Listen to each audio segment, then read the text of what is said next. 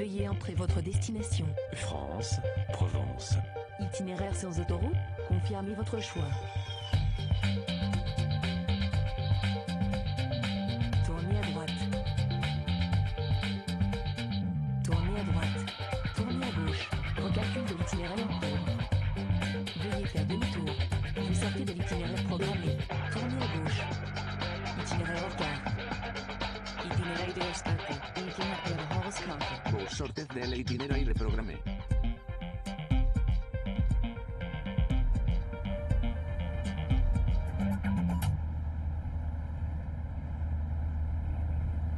Vous êtes dans la région des Baux-de-Provence, au pied de la chaîne des Alpilles.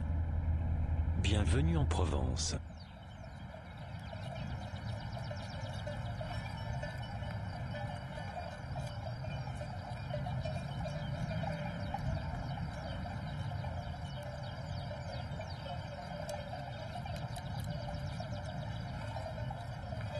Salut Pépette, comment tu vas?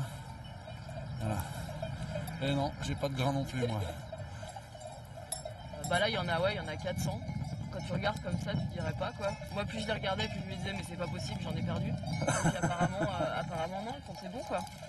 Ah tu vois, elle commence à se mettre en route. Je vais aller boire un coup. Et puis après il suffit qu'il y en ait une qui avance et puis les autres suivent en fait. Ah, c'est ce qu'on appelle l'effet mouton quoi. Ouais c'est ça ouais. Hein? Là c'est assez flagrant quoi. On va les pousser un petit peu. Ouais. Et qu'est-ce qui t'a donné envie de faire ce métier toi? Moi je bossais déjà un peu à l'extérieur dans le milieu agricole, dans la cueillette des fruits et tout ça. Donc ça me plaisait, je savais que je voulais continuer à bosser à l'extérieur. Et puis j'avais envie de découvrir un peu le milieu de l'élevage, travailler avec du vivant, tu vois. La passion pour l'animal, elle est en train de venir, tu vois, en plus quoi. Tu vois là ça y va mais tranquille quoi. Moi avant, tu vois, j'étais derrière à les pousser. C'est Jean Do qui me disait mais là si le passage il est étroit, si tu les pousses trop après elles vont s'étouffer, elles vont se presser les unes contre les autres parce que ça va les stresser. Du coup, je me mets là juste pour leur faire comprendre qu'il faut pas monter plus haut quand même. Normalement. Et ça suffit? Bah, pas Ouais, toujours, puis, mais là ouais. on fait ça tous les matins donc elles ont bien compris que là faut pas y aller quoi. Mais enfin, moi j'avais jamais travaillé avec les brebis avant octobre. En octobre prochain, à la fin de la formation, je serai pas bergère encore quoi. Enfin, tu vois, j'aurai des bases, j'aurai un peu plus d'expérience, mais je me dirais pas bergère quoi. Ouais. Pas encore. Même si bon bah t'es quand même, ouais. Bon t'as le chien, mais t'es tout seul toute la journée quoi. Faut supporter aussi. La solitude. Ouais. Parce que bon, le chien, enfin Zig il est sympa, mais il a pas trop de répartie quand même. Il m'incite un peu au monologue. Ça reste rigolo. C'est vrai, tu parles pas Zig? T'as bien des choses à nous dire quand même.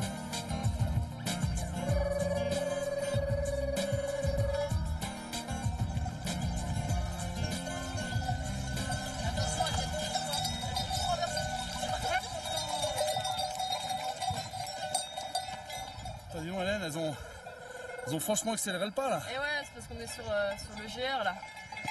On est plus sur la drague et du coup, je sais pas, j'imagine peut-être qu'il y a un champ de luzerne au bout du chemin du coup.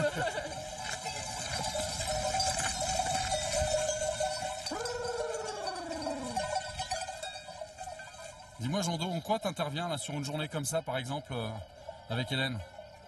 Ah ben plus ou moins en logistique, hein. On est venu avec un jeune stagiaire qui fait partie de la même session qu'Hélène et un berger du domaine. Et on a quelques endroits un peu particuliers à traverser où il faut être plusieurs. Donc notre intervention, bon, on apporte un peu notre expérience, notre métier pour leur montrer comment on se déplace avec un troupeau. Et puis un peu de confiance en soi aussi, parce que c'est pas, il y a toujours un petit stress quand tu te déplaces. Voilà. Donc on intervient dans ce sens-là pour amener un peu de professionnalisme et puis d'expérience et la faire partager.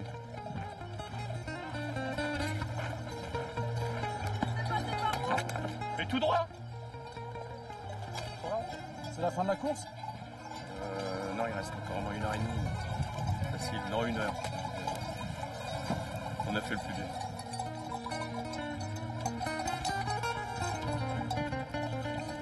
Avance, allez, avance. C'est pas le moment. Vous les chiens, derrière, couchez. Qu'est-ce qui se passe là? Attends. Là, je suis pas dans le... Ok, Je t'expliquerai après. ok. Viens là, Max. Couché. Tu te fais engueuler, toi, fais gaffe. Allez. Avance, Max. Couché. Couchez-toi, toi. Allez, couché. Hey. Et reste là, Zig.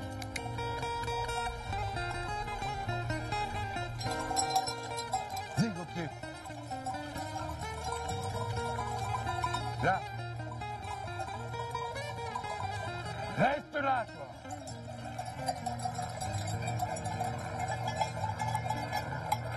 Putain, mais... Ça va, Jean-Do? Ça va. Ils sont 3 devant, il y en a un qui aurait dû bloquer le passage et il serait évité. Mais bon, il faut avoir une certaine pratique de déplacer les troupeaux, donc on rejoint encore l'encadrement technique, mais quand on arrive en retard, on est en retard, la connerie elle est faite, et ben, il faut s'arrêter à la première connerie. Hein. Et puis la route continue. Ça y est, ça va reprendre son chemin. Qu'est-ce que t'aimes, toi, dans ce métier, Jean-Do? Ce qui m'intéresse aussi, moi, dans ce métier, c'est pas d'être un suiveur de brebis, mais un meneur de brebis. Et la différence, elle est grande.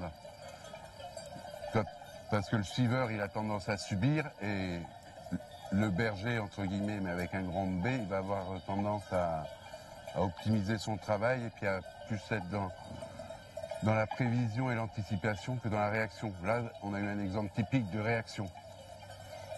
Eh, tu marches sur ta copine là.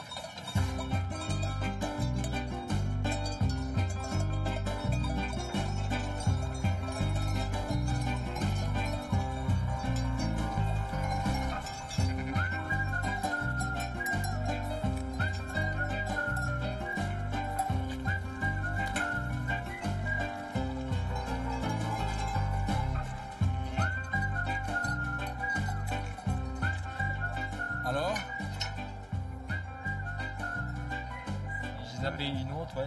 Sinon, je suis à. Bon, je suis pas loin de 400. Non, là, il y en a 409. Mais c'est normal, toi, c'est pas dans tes comptes. Moi, je l'ai sur le truc. Moi, je tombe à. 400. Et ça tombe pile poil. Bon, bah, le compte est bon. Le compte est bon. Donc, c'est un peu une légende de compter les moutons pour s'endormir, en fait. Hein? Tu peux faire les deux. Mais à mon idée, le compte est pas bon à la fin. Hein.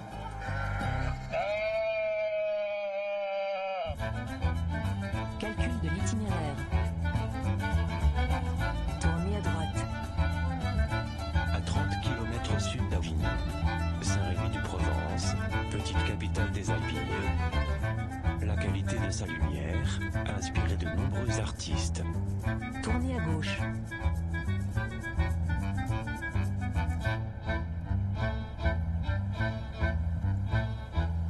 Vous êtes arrivé à destination. Moi, j'en remarque pourquoi on trouve ces peintures ici, affichées au mur, là. Ben, parce qu'il y a un artiste qui aurait aimé être reconnu par le monde entier de son vivant et qui malheureusement a été rejeté de partout où il est passé, sauf pour la première fois de sa vie, dans ce lieu extraordinaire qui est la maison de santé Saint-Paul. En effet, il a peint ici 143 huiles, il se disait peintre alors qu'il n'avait jamais rien vendu de sa vie. Il avait provoqué des troubles, des dérangements. Il s'appelait Vincent Van Gogh. Et pendant cette période d'hospitalisation où enfin il reçoit l'accueil et l'humanité qui caractérise cet établissement depuis 1000 ans, eh bien je dirais qu'il rencontre un médecin, des religieuses, des laïcs, qui sont les précurseurs de l'art-thérapie puisqu'ils vont non pas le censurer, mais lui permettent de retrouver l'énergie créatrice, le goût de la peinture et l'envie de donner, de communiquer grâce à l'art.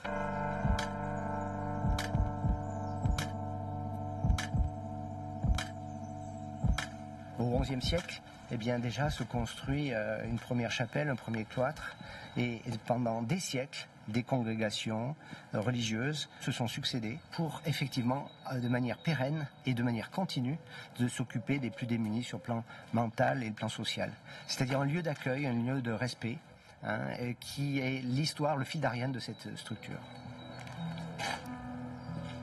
j'ai proposé ce projet d'art-thérapie à l'association Saint-Paul, aux religieuses de Saint-Joseph, qui après une étude approfondie en ont perçu le potentiel, le sens et la sincérité.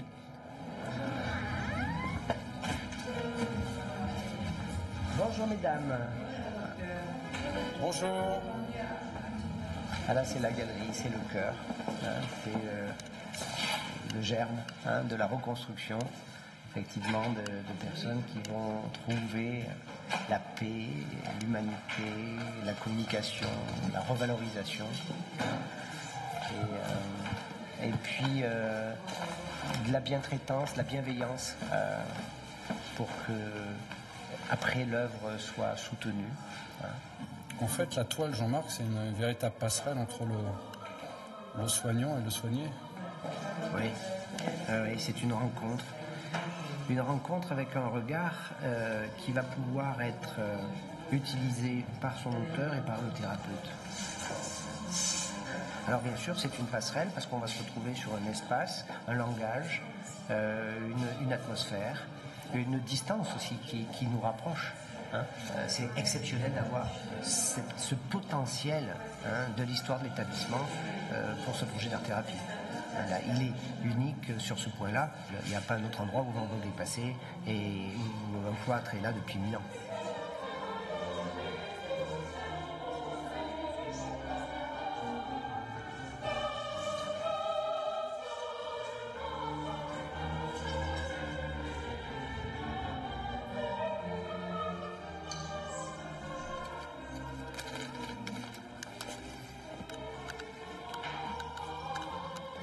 Alors après, voilà, nous avons le privilège d'avoir une artiste exceptionnelle, Annick Botticiot, qui est l'art-thérapeute. Bonjour.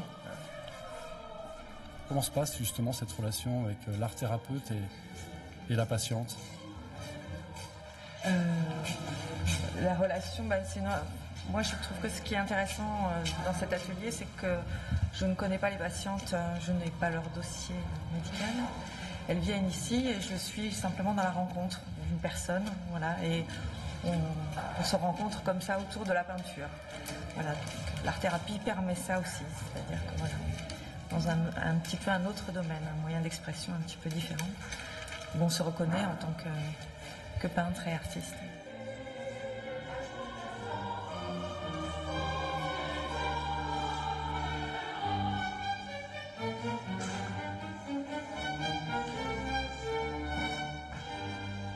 Le problème de la dépression, c'est la dévalorisation.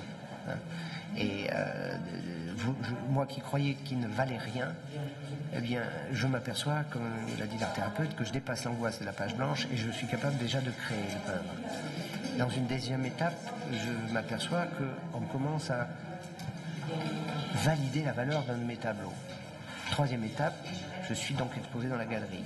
Quatrième étape, je fais partie du groupe.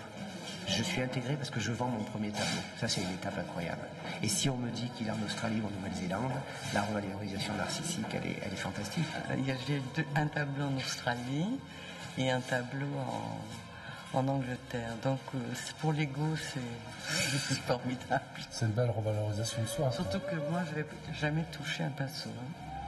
Jamais.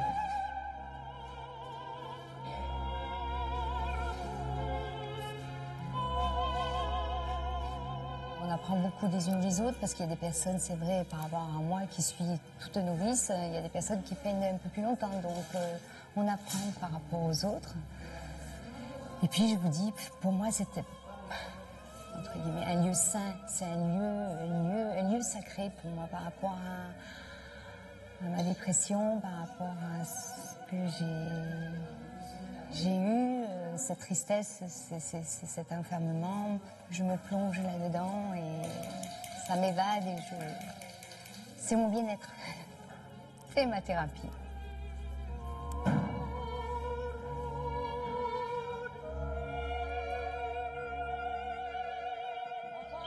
Au revoir.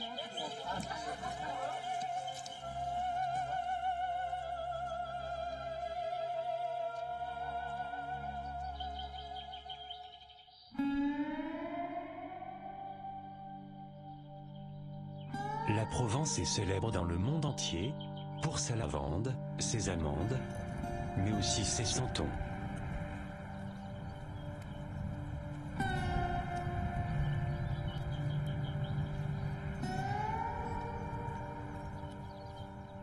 Nous sommes entreprise du patrimoine vivant depuis 2009.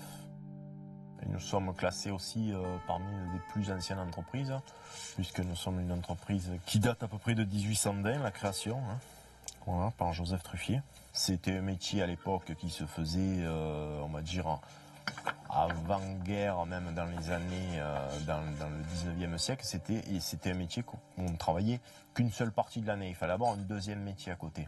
Parce que le santon ne se vendait qu'à la période de Noël et qu'à la foire à Marseille. Il n'y avait que la foire à Marseille comme marché, il n'y avait rien d'autre. Hein.